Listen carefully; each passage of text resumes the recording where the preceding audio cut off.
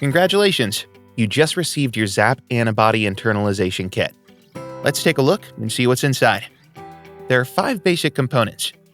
First, take out the lightning bolt flash drive. This flash drive contains a video tutorial and complete instructions on how to perform the antibody internalization assay.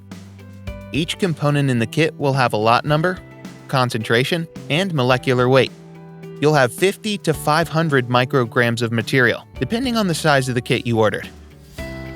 First is saccharin. This is a ribosome inactivating protein that'll provide the proof that your antibody internalizes. The next component is the control conjugate. This is your negative control and is kit-specific.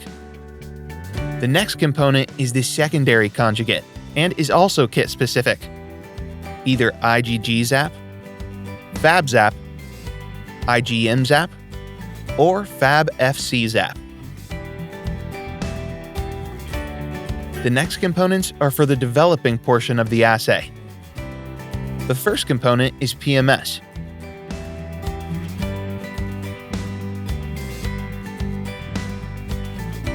The second developing reagent is XTT.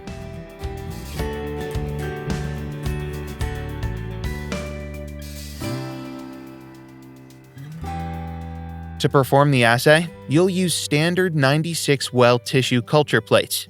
You'll place the template provided underneath your plate.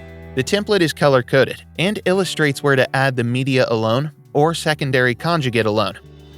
It'll also help you keep track of when you're adding material to the wells.